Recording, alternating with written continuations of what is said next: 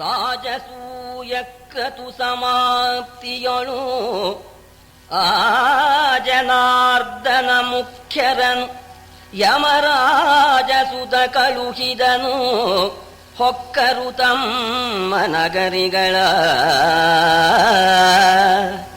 ರಾಜಸೂಯ ಕ್ರತು ಸಮಾಪ್ತಿಯೊಳು ಆ ಜನಾರ್ದನ ಮುಖ್ಯರನು ಯಮರಾಜಸುತ ಕಳುಹಿದನು. ಯಮರಾಜಸುತ ಕಳುಹಿದನು ಆ ಜನಾರ್ದನ ಮುಖ್ಯರನು ಹೊಕ್ಕರು ತಮ್ಮ ನಗರಿಗಳ.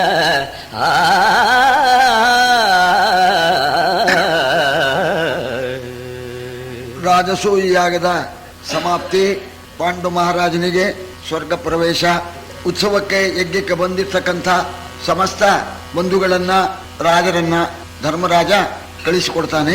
ಕೃಷ್ಣ ಪರಮಾತ್ಮನ್ನು ಕೂಡ ದ್ವಾರಕಾಪಟ್ಟಣಕ್ಕೆ ಕಳಿಸಿಕೊಡ್ತಾನೆ. ಕಿಂಚಿತ್ ಪೂರ್ವಕಥಾನುವಾದ.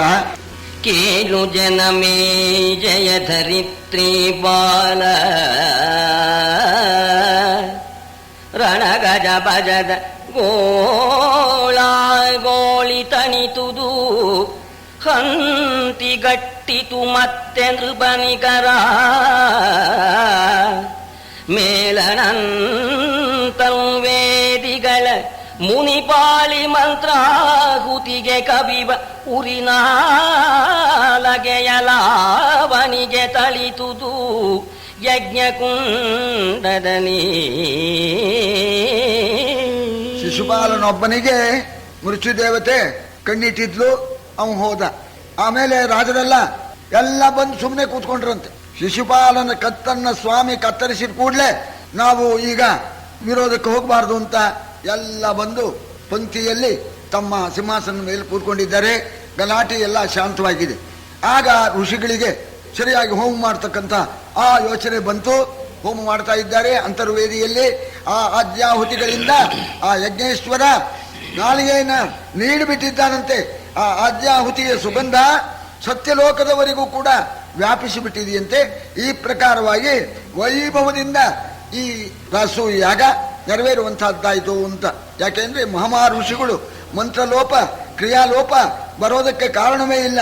ಶ್ರುತಿ ವಿಧಾನರ ವಿಮಲ ಪೂರ್ಣಾಹುತಿಯ ಶ್ರುತಿ ವಿಧಾನರ ವಿಮಲ ಪೂರ್ಣಾಹುತಿಯ ಪಾರಾಯಣದ ನಿಗಮ ಪ್ರತತಿಗಳ ಪರಿಪೂತ ಪರಿಮಳ ದೇಶಾವಳಿಯ ಕ್ರತು ಸಮಾಪ್ತಿಯಲಿ ಅವಭೃತದ ಭೂಪತಿಯ ವಿಮಲ ಸ್ನಾನ ಪುಣ್ಯೋಚಿತದನಿ. ಕ್ರತು ಸಮಾಪ್ತಿಯಲಿ ಅವಭೃತದ ಭೂಪತಿಯ ವಿಮಲ ಸ್ನಾನ ಪುಣ್ಯೋಚಿತದನಿ.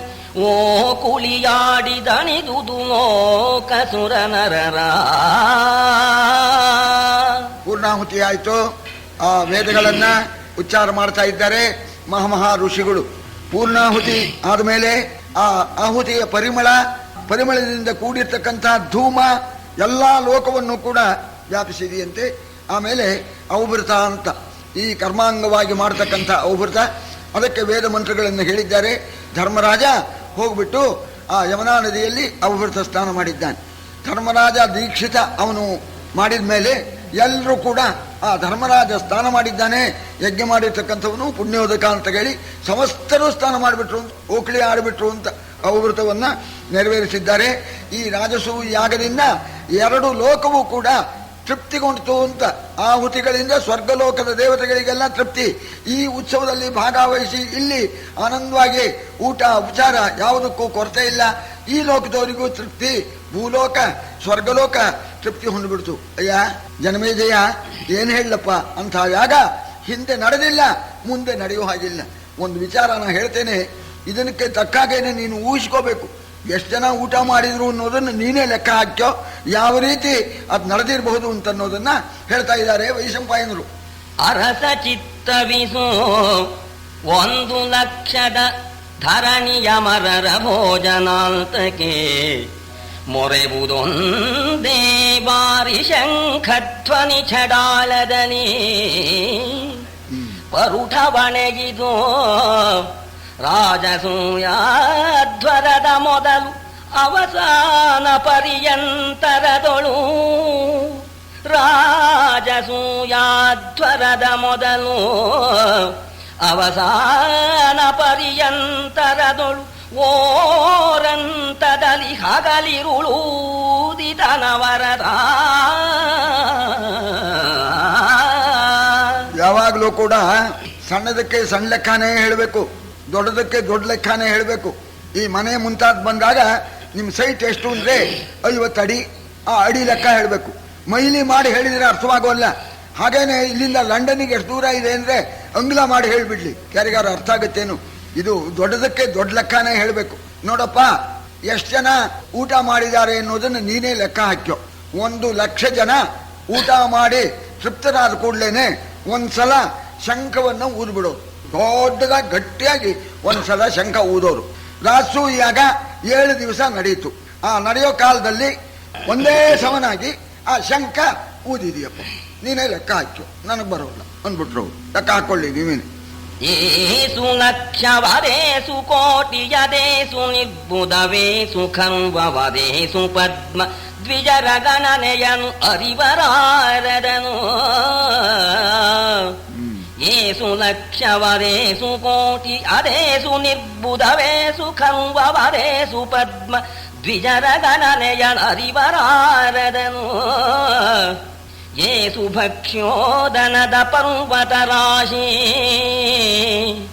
ಏಸು ಭಕ್ಷ್ಯೋದನದ ಪರ್ವತ ರಾಶಿ ದಧಿಘೃತ ದುಗ್ಧ ಮಧುವಾರಾಸಿಯೊಡ್ಡನೆ ಮೆರೆದುದು ಇಂದ್ರಪ್ರಸ್ಥ ನಗರಿಯಲಿ. ಎಷ್ಟು ಲಕ್ಷವೋ ಎಷ್ಟು ಕೋಟಿ ಹೋದ್ರು, 100 ಲಕ್ಷಕ್ಕೆ 1 ಕೋಟಿ. ಆಮೇಲೆ ಆ ಕೋಟಿಯಿಂದ ಮುಂದಕ್ಕೆ ಅರ್ಬುದ, ನೆರ್ಬುದ, ಖರ್ವ ಅಂತ. ಆಮೇಲೆ ಅದರಿಂದ ಮುಂದೆ 15 ಅಂಕೆ ಹಾಕಿದ್ರೆ ಪದ್ಮ ಅಂತ.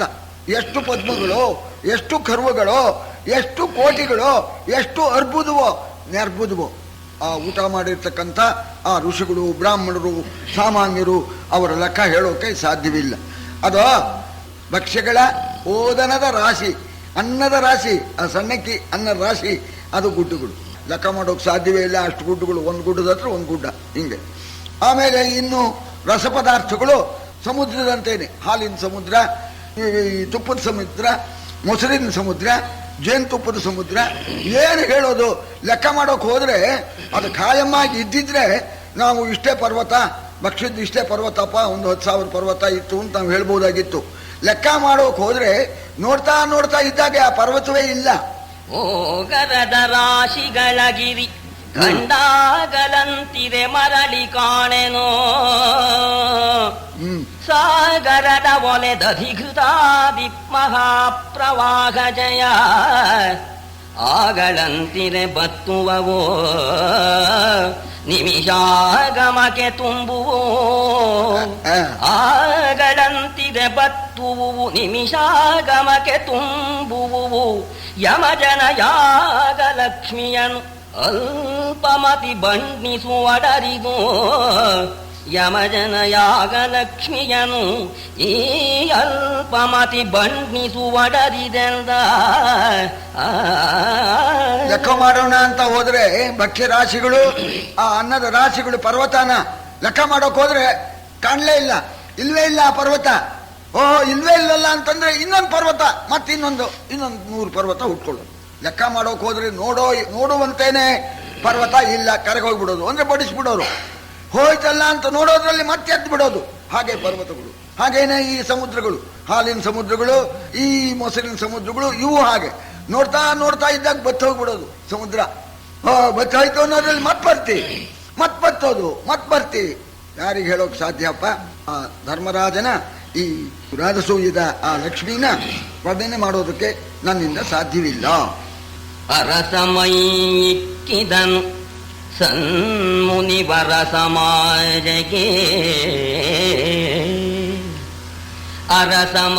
ಅರಸಮೈಕ್ಕಿದನು ಸನ್ಮುನಿವರ ಸಮಾಜಗೆ. ನಿಮ್ಮ ಕೃಪೆಯಲಿ ಧರಣಿ ಬಾಧ್ವರ ಸಿದ್ಧಿಯಾಯಿತು ನಿರಂತರಾಯದಲ್ಲಿ. ಕರುಣ ನಿಮ್ಮದು ಕರುಣ ನಿಮ್ಮದು ನಿಮ್ಮಮಿಗೆ ಸತ್ಕರಿಸಲರಿಯನು. ಕರುಣ ನಿಮ್ಮದು ನಿಮ್ಮಮಿಗೆ ಸತ್ಕರಿಸಲರಿಯನು. ಹೆಚ್ಚು ಕುಂದಿನ ಹುರುಳ ನೀಕ್ಷಿಸಲಾಗದೆಂದನು ಮುಗಿದು ಕರಯುಗವ. ಪುರೀಶಿನ ಮೇಲೆ ತಮ್ಮಂದಿರೊಡನೆ ಧರ್ಮರಾಜ ಸಕಲ ಮುನಿಗಳಿಗೂ ಕೂಡ ಸಾಷ್ಟಾಂಗ ನಮಸ್ಕಾರ ಮಾಡಿ ಕೈ ಜೋಡಿಸಿಕೊಂಡು ಒಂದು ಮಾತು ಹೇಳ್ತಾ ಇದ್ದಾನೆ. ಇಂಥ ಯಾಗ ಅದ್ಭುತವಾಗಿ ನಿರ್ವಿಘ್ನವಾಗಿ ನೆರವೇರಿತು. ಇದಕ್ಕೆ ನಿಮ್ಮ ಅನುಗ್ರಹ ನಿಮ್ಮ ಕೃಪೆಯೇ ಕಾರಣ ಸ್ವಾಮಿ. ಏನು ಹೆಚ್ಚು ಕಮ್ಮಿ ಆಗಿದೆಯೋ ನನಗೆ ಗೊತ್ತಾಗುವ ಹಾಗಿಲ್ಲ. ಏನು ನಡೀತೋ ಏನೋ ಎಲ್ಲ ವಿಧಿವತ್ತಾಗಿ ಆಯಿತು ಅಂತ ಹೇಳಿ ತಮ್ಮ ಬಾಯಲ್ಲಿ ಬರಬೇಕು. ನಿಮ್ಮ ಕೃಪೆಯಿಂದ ಇದು ಅದ್ಭುತವಾಗಿ ನಡೀತು. ನಾನು ಏನು ಮಾಡಲಾರೆ, ನನಗೆ ಶಕ್ತಿ ಇಲ್ಲ, ಇದು ಹೆಚ್ಚೋ ಕಮ್ಮಿಯೋ ಅಂತ ಹೇಳಿ ಧರ್ಮರಾಜ ಅಂದಾಗ ಆ ಋಷಿಗಳೆಲ್ಲ ಅಂದ್ರು, ಇಲ್ಲಪ್ಪ ಬಹಳ ಚೆನ್ನಾಗಿ ನಡೆದಿದೆ, ಯಾವ ವಿಧವಾದ ಲೋಪಕ್ಕೂ ಕೂಡ ಅವಕಾಶ ಇಲ್ಲ ಅಂತ ಹೇಳಿ ಸಮಸ್ತ ಋಷಿಗಳು ಮಾರ್ಕಂಡೇಯಾದಿ ಋಷಿಗಳು ಧರ್ಮರಾಜನ್ನ ಕೊಂಡಾಡಿದ್ದಾರೆ. ಮನ್ನಿಸಿದನವರುಗಳ ಉಡುಗೊರೆ ಹೊನ್ನು ವಿವಿಧಾಭರಣ ಪಶುಗಳಲ್ಲಿ ಮನ್ನಿಸಿದವರುಗಳನ್ನು ಆಶೀರ್ವಾದ ವಚನದೊಳು ಅವನಿಪನ ಹರಸಿ ಸನ್ನುತರು ತಮ್ಮಾಶ್ರಮಕ್ಕೆ ಸಂಪನ್ನ ಸತ್ಯರು ಮರಳಿದರು. ಪ್ರತಿಪನ್ನ ಯಜ್ಞ ವಿಲಾಸನೊಪ್ಪಿದನು ಇಂದ್ರ ವಿಭವದಲ್ಲಿ. ಪ್ರತಿಪನ್ನ ಯಜ್ಞ ವಿಲಾಸನೊಪ್ಪಿದನು ಇಂದ್ರ ವಿಭವದಲ್ಲಿ. ಆ ಋಷಿಗಳಿಗೆ ಆಭರಣಗಳು, ವಸ್ತ್ರಗಳು, ಗೋವುಗಳು ಮೊದಲಾದ್ದನ್ನೆಲ್ಲ ಕೊಟ್ಟಿದ್ದಾನೆ. ಎಲ್ಲ ಸ್ವೀಕರಿಸಿಬಿಟ್ಟು ಆ ಋಷಿಗಳು ನಿಮ್ಮಪ್ಪ ಸ್ವರ್ಗಕ್ಕೆ ಹೋದಪ್ಪ ಅಂತ ಸಂತೋಷದಿಂದ ಆಶೀರ್ವಾದ ಮಾಡಿ ಆ ಋಷಿಗಳೆಲ್ಲರೂ ಕೂಡ ತಮ್ಮ ತಮ್ಮ ಆಶ್ರಮಕ್ಕೆ ಪ್ರಯಾಣ ಮಾಡಿದರು. ಹಾಗೇನೆ ಕೆಲವು ರಾಜರುಗಳು ಕೂಡ ಪ್ರಯಾಣ ಮಾಡ್ತಾ ಇದ್ದಾರೆ. ಆ ಸಂದರ್ಭದಲ್ಲಿ ರಾಜವರ್ಗವನು ಅವರವರ ನಿಜ ತೇಜಮಾನ್ಯೋಚಿತದ ಗಜರಥವಾಜಿ ವಿವಿಧಾಭರಣ ವಸನ ವಧೂ ಕದಂಬದನೇ. ಆ ಜಗತ್ಪತಿಯುಳಿಯೇ ಪಾರ್ಥಿವರಾಜಿಯನು ಮನ್ನಿಸಿ ಯುಧಿಷ್ಠಿರ ರಾಜನು ಅನುಜರು ಕೂಡಿ ಕಳುಹಿಸಿದನು ಮಹೇಶ್ವರರ. ದೊಡ್ಡ ದೊಡ್ಡ ಮಾನ್ಯರಾದ ರಾಜರೆಲ್ಲ ಆಗಮಿಸಿದ್ದಾರೆ. ಅವರ ಅಂತಸ್ತಿಗೆ ತಕ್ಕ ಹಾಗೆ ಮರ್ಯಾದೆ ಮಾಡಬೇಕು. ಈ ಉಡುಗೊರೆ ಕೊಟ್ಟರೆ ಸರಿಯಾಗಿ ಕೊಡಬೇಕು. ಬಂದಂಥ ರಾಜಾದಿ ರಾಜರುಗಳಿಗೆ ಅವರ ಗೌರವ ಅನುಸಾರವಾಗಿ, ಅವರ ಅಂತಸ್ತಿಗೆ ಅನುಸಾರವಾಗಿ ಆನೆಗಳು, ಕುದುರೆಗಳು, ರಥ ಇದನ್ನೆಲ್ಲ ಕೊಟ್ಟಿದ್ದಾರಂತೆ. ಎಲ್ಲರೂ ತೃಪ್ತರಾಗಿದ್ದಾರೆ. ಬರ್ತೇವೆ ಅಂತ ಹೇಳಿದ್ದಾರೆ. ಆಗ ಅವರನ್ನೆಲ್ಲ ಕಳಿಸಿಕೊಟ್ಟ, ರಾಜರನ್ನು ಕಳಿಸಿಕೊಟ್ಟ, ಋಷಿಗಳನ್ನು ಕಳಿಸಿಕೊಡ್ಬೇಕಾದ್ರೆ ನಮ್ಮಲ್ಲಿ ಒಂದು ಶಿಷ್ಯ ಸಂಪ್ರದಾಯ ಇದೆ ಸ್ವಾಮಿ. ಆ ಗೃಹಸ್ಥ ಯಜಮಾನ ಕೂತಿರೋಲ್ಲ, ಯಾರು ದೊಡ್ಡವರು ಬಂದಾಗ ಅವರನ್ನು ಕಳಿಸ್ಬೇಕಾದ್ರೆ ಜೊತೆಯಲ್ಲಿ ಹೋಗೋ ಪದ್ಧತಿ. ಕೂತ್ಕೊಂಡಿರೋ ಹೋಗ್ತೀರಾ, ಆ ಬಾಗಿಲು ಹಾಕೊಂಡೋಗಿ. ಯಾರು ಅಂತಾರೆ ಅಂದ್ರೆ, ಇಲ್ಲಿ ಮಹಾ ಋಷಿಗಳು ಬಂದಿದ್ದಾರೆ, ಮಾನ್ಯರಾದ ರಾಜರುಗಳು ಬಂದಿದ್ದಾರೆ, ಅವರವರ ಅಂತಸ್ತಿಗೆ ತಕ್ಕಾಗೆ ಇವನಲ್ಲಿ ಪರಿವಾರ ಏನು ಕಮ್ಮಿ ಇಲ್ಲ, ಧರ್ಮರಾಜನ ಪರಿವಾರ ಕಮ್ಮಿ ಇದೆಯೇನು, ಕೃಷ್ಣ ಹೊರಲಿಲ್ಲ, ನಾ ಈಗಲೇ ಹೋಗೋಲ್ಲ, ಎಲ್ಲರನ್ನೂ ಕಳಿಸೋಣ ಅಂತ ಕೃಷ್ಣನು ಕೆಲವ್ರ ಜೊತೆಯಲ್ಲಿ ಹೋಗೋದು. ಬರ್ತೀರಾ? ಒಂದೊಂದು ಯೋಜನೆ ದೂರ ಹೋಗ್ಬಿಡೋರಂತೆ. ಸರಿ, ಇಲ್ಲಿ ಉಪಪಾಂಡವರು, ಅಭಿಮನ್ಯು, ಆಮೇಲೆ ಪಂಚಪಾಂಡವರು, ಧರ್ಮರಾಜಾದಿಗಳು ಎಲ್ಲ ಒಬ್ಬೊಬ್ಬರ ಜೊತೆಯಲ್ಲಿ ಒಬ್ಬೊಬ್ಬರು ಹೋಗೋದು. ಆ ಬಂಧುಗಳಲ್ಲಿ ಅವರವರ ಯೋಗ್ಯತಾನುಸಾರವಾಗಿ ಇವರು ಹೋಗೋದು. ಘಟೋತ್ಕಜ ದಕ್ಷಿಣ ದಿಕ್ಕಿಗೆ ಹೋದವರಿಗೆಲ್ಲ ಘಟೋತ್ಕಜ ಅವನ ಪರಿವಾರ ಕರ್ಕೊಂಡ್ ಬಂದ್ಬಿಟ್ಟಿದ್ದ. ಅವನು ದಕ್ಷಿಣದಲ್ಲಿ ವಾಸ ತಾನೆ, ಅವನು ಅವರು ಕೆಲವರ ಜೊತೆಯಲ್ಲಿ ಹೋಗ್ತಾ ಇದ್ದಾನೆ. ಇನ್ನು ಅಭಿಮನ್ಯು, ಉಪಪಾಂಡವರು ಎಲ್ಲ ಕಳಿಸೋಕೆ ಹೋಗೋದು. ಒಂದೊಂದು ಯೋಜನೆ ದೂರ, 2 ಮೈಲಿ ದೂರ ಕಳಿಸೋದು. ನೀವು ನಿಲ್ಲಿಪ್ಪ, ನಾವು ಬರ್ತೇವಪ್ಪ ಅಂತಂದ್ಮೇಲೆ ಆಗಲಿ ಹೋಗಿ ಬನ್ನಿ ಅಂತ ಹೇಳಿ ಎಲ್ಲ ವಾಪಸ್ ಬಂದಿದ್ದಾರೆ. ಎಲ್ಲ ರಾಜರು ಹೊರಟೋದ್ರು. ಕೃಷ್ಣ ಉಳ್ಕೊಂಡಿದ್ದಾನೆ. ಕೃಷ್ಣನು ಕೂಡ ಒಂದಿನ ಸರಿ ಆಯ್ತಪ್ಪ ಧರ್ಮರಾಜ, ಯಜ್ಞ ಪೂರೈಸ್ತಪ್ಪ, ಇನ್ನು ನಾನು ದ್ವಾರಕೆಗೆ ಹೋಗಬೇಕಾಗಿದೆ ಅಂತ ಹೇಳಿ ಪರಮಾತ್ಮ ಪ್ರಸ್ತಾಪ ಮಾಡಿದ್ದಾನೆ. ಕರೆಸಿದನು ಹರಿ ಪಾಂಡು ಪುತ್ರರನು ಅರಸಿ ಸಹಿತ ಪಾಂಡು ಪುತ್ರರನು ಕರೆಸಿದನು ಹರಿ ಏಕಾಂತ ಭವನದೊಳು ಉರುತರ ಪ್ರೇಮೈಕರಸ ಸಂಸಿಕ್ತ ವಚನದನೇ ಏಕಾಂತ ಭವನದೊಳು ಉರುತರ ಪ್ರೇಮೈಕರಸ ಸಂಸಿಕ್ತ ವಚನದನೇ ಭರಿತವಾಯಿತೆ ಭರಿತವಾಯಿತೆ ರಾಜಸೂಯಾಧ್ವರ ಸದಾಹುತಿ ತೃಪ್ಯಮಾಣಾಮರ ಮಹೀಶ್ವರ ವಿಭವ ವಿಲಸಿತ ಪಾಂಡು ಪದವೂ ಭರಿತವಾಯಿತೆ ರಾಜಸೂಯಾಧ್ವರ ಸದಾಹುತಿ ತೃಪ್ಯಮಾಣಾಮರ ಮಹೀಶ್ವರ ವಿಭವ ವಿಲಸಿತ ಪಾಂಡು ಪದವೆಂದ ಬಹಳ ಪ್ರೇಮ, ಎಲ್ಲಕ್ಕೂ ಪ್ರೇಮ ಮುಖ್ಯ, ಪ್ರೀತಿ ಇರಬೇಕು. ಪಾಂಡವರಲ್ಲಿ ಪರಮ ಪ್ರೇಮ, ಪಾಂಡವರ ರಾಣಿ ದ್ರೌಪದಿಯಲ್ಲಿ ಪರಮ ಪ್ರೇಮ, ಏಕಾಂತದಲ್ಲಿ ಅವರನ್ನ ಬರಮಾಡ್ಕೊಂಡಿದ್ದಾನೆ. ಆಗ ಹೇಳ್ತಾ ಇದ್ದಾನೆ, ಬಾವಾ ಧರ್ಮರಾಜ, ಸಂತೋಷವಾಯಿತೇನಪ್ಪ, ಈಗ ನಿನ್ನ ಮನಸ್ಸಿಗೆ ಸಂತೋಷ ಆಯ್ತೇನಪ್ಪ. ಸಕಲ ಋಷಿಗಳು ಬಂದು ಹೋಮ ಮಾಡಿ ತೃಪ್ತಿಗೊಳಿಸಿದ್ದಾರೆ ದೇವತೆಗಳನ್ನ. ನಿಮ್ಮ ಅಪ್ಪನಿಗೆ ಸ್ವರ್ಗ ಪ್ರಾಪ್ತಿ ಆಗಿದೆ, ಈಗಾದ್ರೂ ನಿನಗೆ ತೃಪ್ತಿ ಆಯ್ತೇನಪ್ಪ, ನಿನ್ನ ಮನಸ್ಸು ಪೂರ್ಣವಾಯ್ತೇನಪ್ಪ ಅಂತ ಹೇಳಿ ಆ ಪಾಂಡವರನ್ನ ಒಪ್ಕೊಂಡು ಕೇಳ್ತಾ ಇದ್ದಾನೆ. ಆಗ ಧರ್ಮರಾಜ ಹೇಳ್ತಾ ಇದ್ದಾನೆ, ನಮಸ್ಕಾರ ಮಾಡಿ ಕೃಷ್ಣನಿಗೆ. ದೇವ ನಿಮ್ಮಡಿಯಂಘ್ರಿ ಕಮಲವನ್ ಆವನೆದನೋ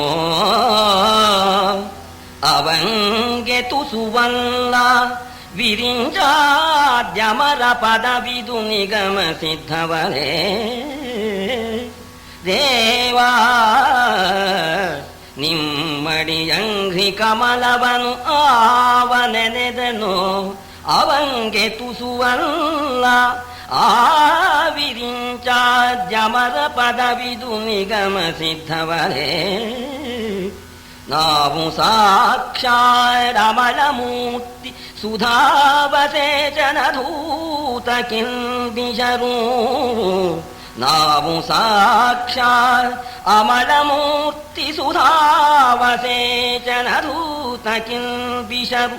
ಆವುದರಿದೈ ಬೊಪ್ಪನವರಿಗೆ ಶಕ್ರ ಪದವು ಆವುದರಿದೈ ಬೊಪ್ಪನವರಿಗೆ ಶಕ್ರ ಪದವೆಲ್ಲ. ಪರಮಾತ್ಮ ನಿನ್ನ ಪಾದ ಕಮಲವನ್ನ ಭಕ್ತಿಯಿಂದ ಏಕಾಂತ ಮನಸ್ಸಿನಿಂದ ಯಾವನು ಧ್ಯಾನ ಮಾಡ್ತಾನೋ ಅವನಿಗೆ ಬ್ರಹ್ಮ ಪದವಿಯೇ ಸಿಗುತ್ತೆ ಅಂತ ಹೇಳಿ ಹೇಳ್ತಾ ಇದ್ದಾರೆ. ಹೀಗಿರೋ ಸಂದರ್ಭದಲ್ಲಿ ನಿನ್ನ ಸಾಕ್ಷಾತ್ ದರ್ಶನ, ನಿನ್ನ ಆ ಅಮೃತ ವಾಣಿಯಿಂದ ಆನಂದಗೊಂಡಿದ್ದೇವೆ ನಾವು. ನಿನ್ನ ಸಾಕ್ಷಾತ್ ದರ್ಶನ, ನಿನ್ನ ಆ ಮಾತೆಂಬತಕ್ಕಂಥ ಆ ಅಮೃತ ಸೇಚನ, ಇದು ನಮಗಾದ ಮೇಲೆ ನಮ್ಮ ಅಪ್ಪನಿಗೆ ಇಂದ್ರ ಪದವಿ ದೊರೆಯೋದೇನು ಮಹಾ ದೊಡ್ಡದು ಅಂತ ಹೆಸರನ್ನ, ನಿನ್ನ ನಾಮವನ್ನು ಹೇಳಿದವರಿಗೆ ಬ್ರಹ್ಮ ಪದವಿ. ಪ್ರತ್ಯಕ್ಷ ನಿನ್ನ ಮೂರ್ತಿ ದರ್ಶನ ಮಾಡಿದ್ದೇವೆ. ರಾಮ ರಾಮೆಂದವನು, ರಾಮ ರಾಮೆಂದವನು ಸ್ವರ್ಗದ ಕಾಮಿನಿ ಜನಕೊಡೆಯನಹನು. ರಘುರಾಮ ರಕ್ಷಿಸು ರಕ್ಷಿಸೆಂದವ ಕಮಲ ಭವನಹನು. ರಾಮಚರಿತಾಮೃತವ ಕೇಳಿದವ ರಾಮನಿಗೆ ಸರಿಯಹನು. ಲೋಕದಳು ರಾಮನಾಮಕ್ಕೆ ಸರಿಯ ಕಾಣೆನು ಎಂದನ ಮುನಿಪ. ನವಕುಶರಿಗೆ ವಾಲ್ಮೀಕಿ ಋಷಿಗಳು ರಾಮಾಯಣವನ್ನು ಉಪದೇಶ ಮಾಡೋ ಕಾಲಕ್ಕೆ ರಾಮ ಅಂದ್ರೆ ಸಾಮಾನ್ಯನಲ್ಲಪ್ಪ, ರಾಮ ರಾಮ ಅಂತ 2 ಸಲ ಹೇಳಿದ ಮಾತ್ರಕ್ಕೆ ರಾಮ ರಾಮೆಂದವನು ಸ್ವರ್ಗದ ಕಾಮಿನಿ ಜನಕ್ಕೆ ಒಡೆಯನಹ. ಸ್ವರ್ಗಕ್ಕೆ ಹೋಗ್ಬಿಟ್ಟು ಅಪ್ಸರ ಸ್ತ್ರೀಯರಿಗೆಲ್ಲ ಒಡೆಯನಾಗ್ಬಿಡ್ತಾನೆ. ರಘುರಾಮ ರಕ್ಷಿಸೋ ರಕ್ಷಿಸೆಂದಮ ಕಮಲ ಭವನವನು. ರಘುರಾಮ ಕಾಪಾಡಪ್ಪ ಅಂತ ಇಷ್ಟ ಅಂದ್ಬಿಟ್ರೆ ಬ್ರಹ್ಮನೇ ಆಗ್ಬಿಡ್ತಾನೆ. ರಾಮಚರಿತಾಮೃತವ ಕೇಳಿದವ ರಾಮನಿಗೆ ಸರಿಯವನು. ರಾಮನ ಹಾಗೆ, ರಾಮನ ಸಮಾನ. ಆ ರಾಮನ ರಘುರಾಮನ ಚರಿತ್ರೆಯನ್ನು ಕೇಳಿದವನು ಅಂತ ಹೇಳ್ತಾ ಇದ್ದಾರೆ. ರಾಮನಾಮಕ್ಕೆ ಸರಿಯ ಕಾಣೆನು ಅಂತ. ಹಾಗೆ ಪರಮಾತ್ಮ ನಾವು ಧನ್ಯರಾದ್ವಿ, ನಮ್ಮ ಅಪ್ಪನಿಗೆ ಸ್ವರ್ಗ ಸಿಗೋದು ಏನು ಮಹಾ ದೊಡ್ಡದು ಎಂಬುದಾಗಿ ಹೇಳಿದ್ದಾನೆ.